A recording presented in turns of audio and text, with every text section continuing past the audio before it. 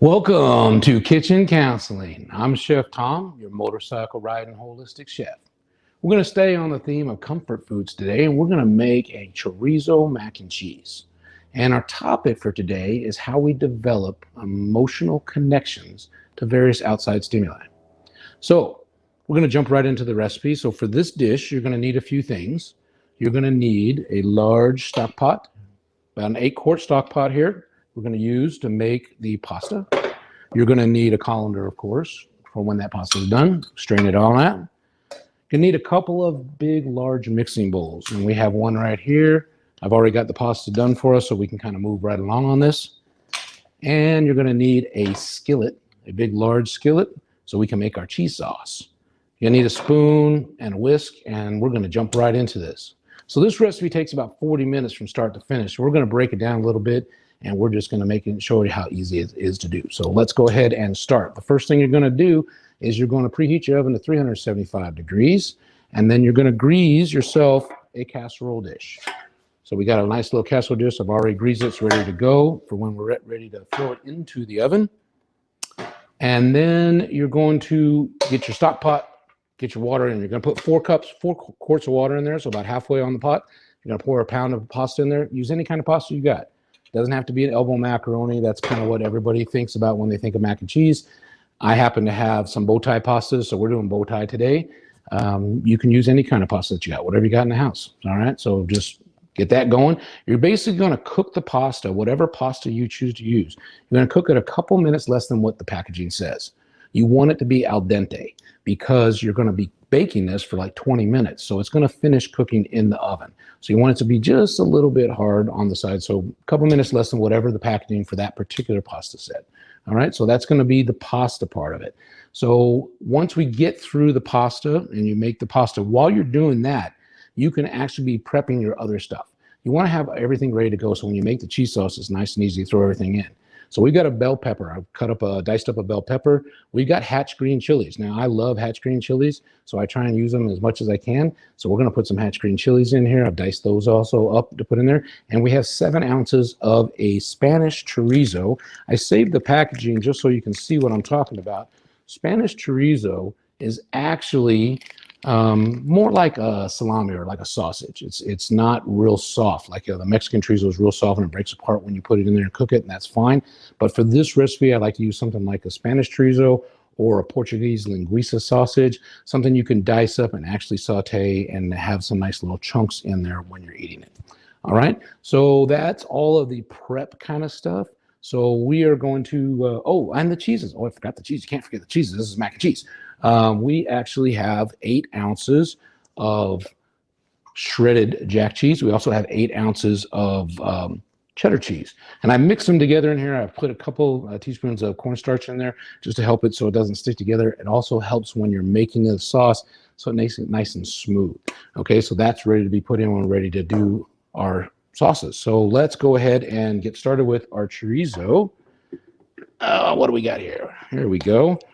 So this is our Spanish chorizo, and I'm going to be able to show you this going on the pan here just in a minute. So we're going to get our skillet a little bit hot. We're going to throw the chorizo on here, and we're going to cook it until basically it starts releasing some of the oils and the paprika and stuff that comes out of it, about 4 minutes or so. And then we're going to add in a little bit of garlic just for about a minute. We're going to throw the garlic in there, and we're just going to have it sauteed just to have it fragrant and kind of come up to that smell that you want to have. Then we're going to add a little bit of flour. A couple tablespoons of flour. You're going to mix it all in with the chorizo and with the oils that have been released and stuff, and kind of start to coat it all.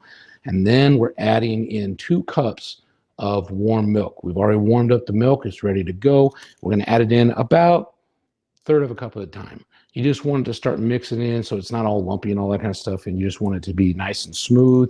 And once you get all the milk in there, then we're going to start adding the cheeses, and we're just going to stir the cheeses in to melt them all down. Okay, so let's get the chorizo going here.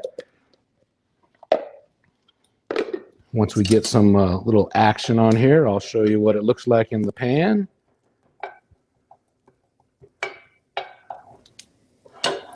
So let's see if you can kind of get a look on this here. There's our chorizo starting to cook up. Now this is going to take about 4 minutes, and we're going to basically just brown it. We're just going to brown it a little bit, crispy it up, let the oils and stuff release, and then we'll start adding all the other ingredients that'll actually make this really, really tasty. All right, so stay right there. Oh, there you go. Okay, good. So while this is cooking up, we can talk a little bit about our topic. So let me get this going here. We got that on a little bit too high. We got some smoking going on. Let's bring it down. Don't need to burn it. There we go. Kind of get that under control a little bit. There we go. All right, so our topic today is we make emotional connections to various stimuli throughout our day, okay? And every stimulus creates a footprint on our minds, whether it's positive or negative, okay? And we're going to talk briefly about both of those. But we have the ability to change that footprint in how we frame it in our minds, okay? A very good friend of mine just introduced me to a lady, Byron Katie. She does work in this area on YouTube. You can check her out. It's fabulous stuff. She focuses on how the mind reacts to input. And then she has a nice little worksheet that you can fill out that you describe an event and how it affected you emotionally.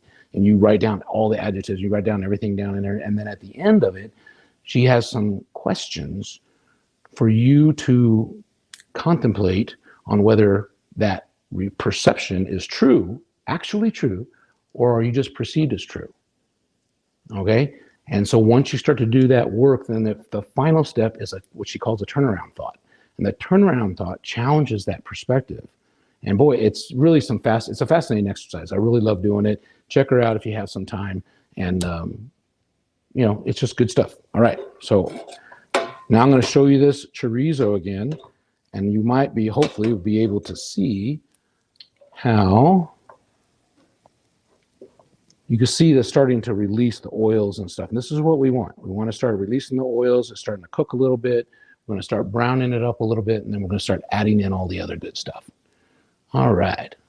So let's talk a little bit about comfort foods, okay, and why I believe comfort foods can be a stimulus for change. All right. Basically, a comfort food is something that attaches to a positive memory you've had from your past, something magical that happened to you, and you've connected it to this food. So now every time you have this food or you smell this food or whatever, it brings you back to that moment. Okay.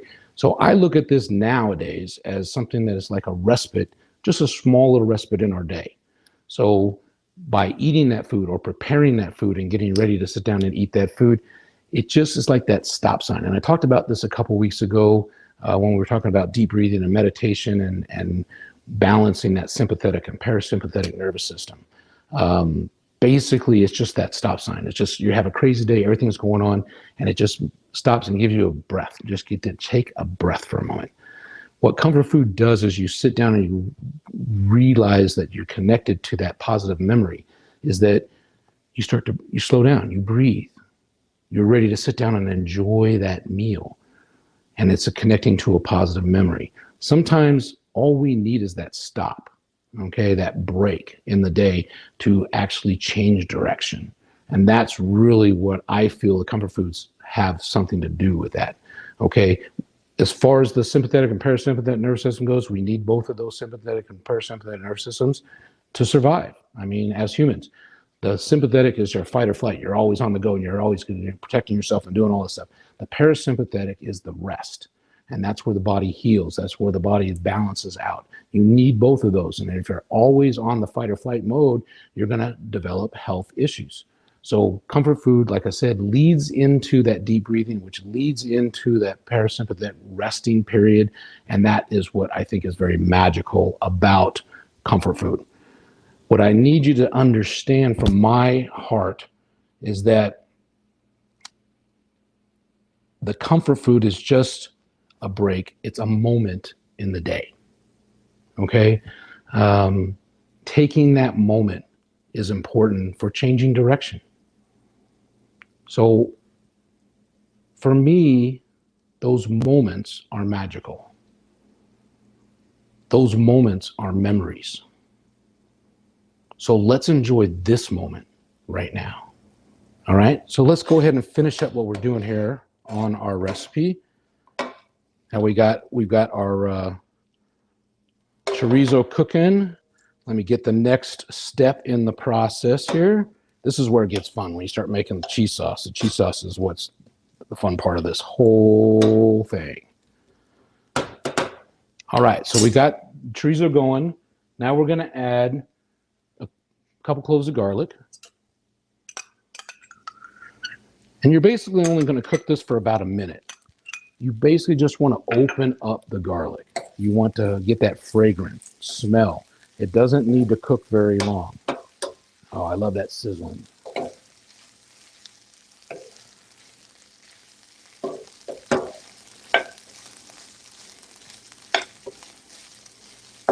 Now you got the smells from the chorizo and the releasing the paprika, and you got the garlic now starting to blend into it all.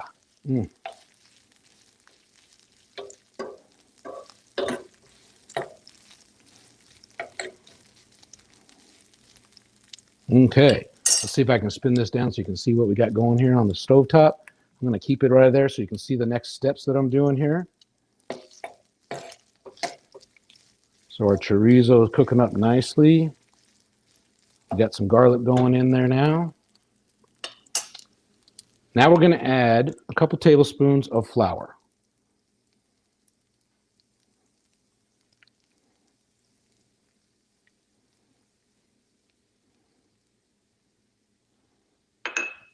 And you're just kind of coating it. You're just going to get the flour all mixed in.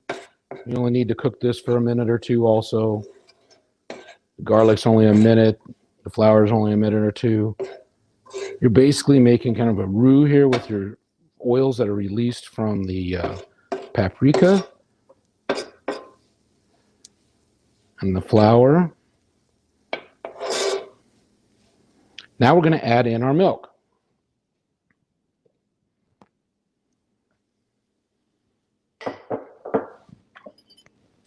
Now, when it comes to the milk, we're going to whisk this in and add about 1/3 of a cup at a time. Let it start to cook in there. Let it start to meld with everything.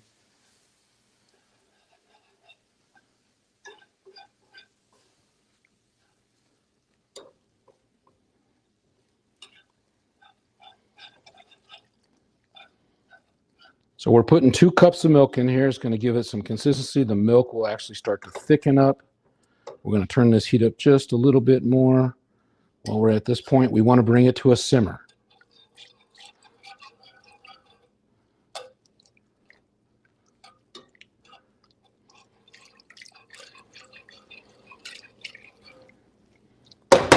Love that chorizo gets stuck in the whisk. But we'll get all that out before we're ready to move on to the cheeses. All right, so we got our milk in here. We're just going to bring this up. Make sure we got some heat going on here. Want to bring it up to a simmer. I want all that chorizo in there. There we go.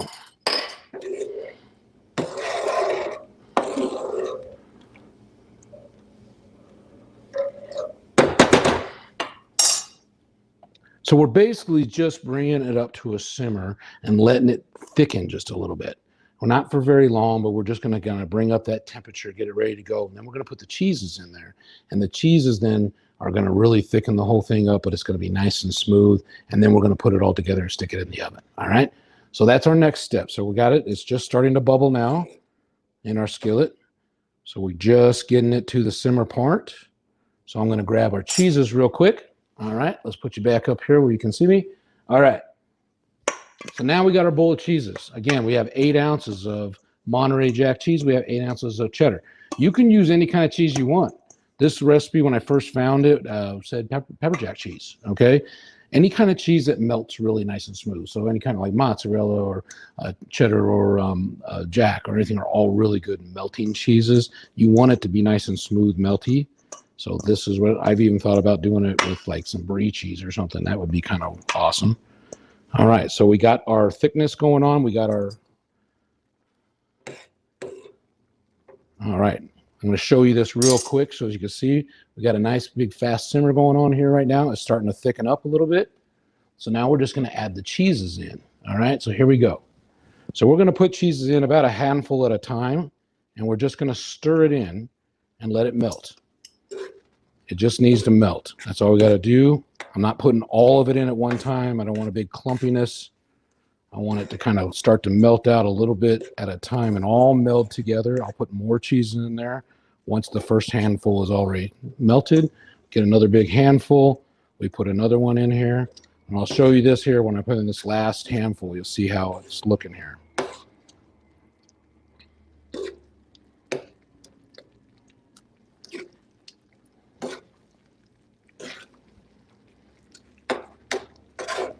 All right, we're going to put this last one in here. I'm going to show you how it works. All right. So we got our last handful. Here we go. Let's swing this down.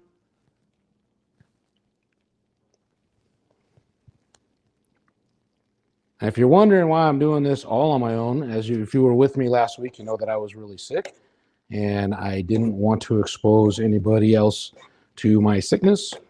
So I opted for not doing anything last week. So I couldn't do that again. Couldn't do that 2 weeks in a row. So we are back in the kitchen and I'm working with it just to see how it's all going to come out. So this is our lovely cheese and chorizo sauce. All right, so that's ready to go. So now I'm going to pull this off of the fire. I'm going to turn that off. We're going to grab our big old stock pot again. And now we're going to mix it all together. So we're going to just add the pound of pasta. Here's my bow tie pastas we got right here. We're going to add the cheese sauce that we just made. Just all of that goodness right in there.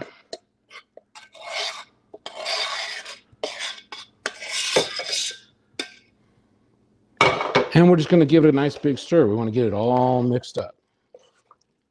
Get all the cheese through all the different pasta areas here. Just like so. And then this is where I'm going to add in the other ingredients. So we have about 7 ounces of a green chili. I use Hatch green chilies. You can just use a mild green chili if you like. And then I cut up 1 red bell pepper. And we're going to put that in here. It's going to help it give it some color. It's going to give it a little bit of a sweetness also. So you get some different flavors going on with the chilies and the peppers and a nice color to it when it gets all cooked up. Give it a nice, good, big old stir. Let's see what we got going here. Now there is our mac and cheese. Now it still needs to be cooked. So what we're going to do now is we're going to go ahead and bring our casserole dish. And we're just going to pour it right into the casserole dish.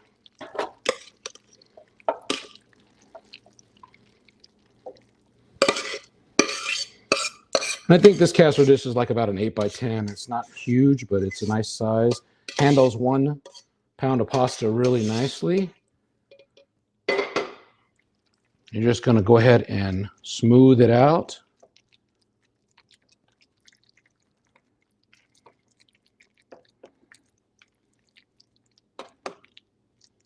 Just like so. And we're going to pop this thing right into the oven, 375 for 20 minutes. So this goes in the oven. Now, I'm going to bring this back up here. All right. All right. I already made one, so you can see what it looks like.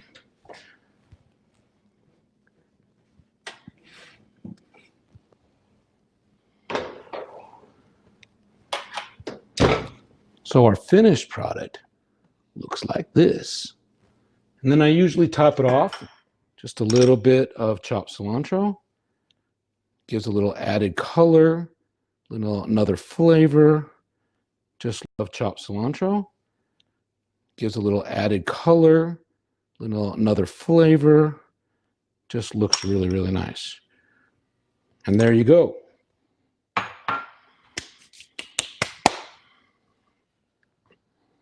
And that is our chorizo of chopped cilantro.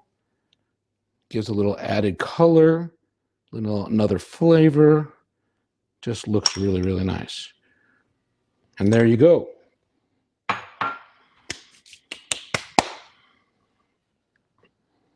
And that is our chorizo mac and cheese.